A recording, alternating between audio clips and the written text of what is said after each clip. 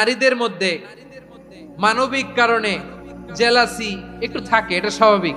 এটা থেকে নবীর স্ত্রীরাও মুক্ত ছিলেন না, এটা থাকবে। তো তিনি বলেছিলেন যে আপনার অমুক স্ত্রী কাদা ওয়া কাদা, সফিয়া তো এমন এমন, তা আনি কসিরা, এটা দিয়ে বুঝিয়েছিলেন একটু খাটো, একটু স্থূলাকৃতির, একটু মোটা ছিলেন, উনি খাটো ছিলেন। ইঙ্গিত করে যখন রাসূল সাল্লাল্লাহু আলাইহি ওয়াসাল্লামকে এটা বললেন, রাসূল সাল্লাল্লাহু আলাইহি ওয়াসাল্লাম এটা পছন্দ করলেন না। আল্লাহ রাসূল বললেন, আয়েশা তুমি এটা কি বললে? এমন কথা তো তোমার কাছ থেকে আশা করি নাই, তুমি আমার আরেক বিবির ব্যাপারে এমন কথা বললে।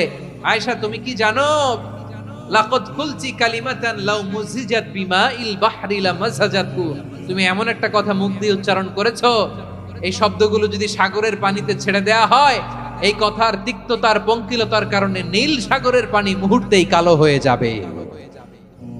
আয়েশা খবরদার, আর এরকম বলো না, আর বলো না। রাসূল সাল্লাল্লাহু আলাইহি ওয়াসাল্লাম কখনো বডি শেমিং কে স্পেস দিতেন না, সুযোগ দিতেন না।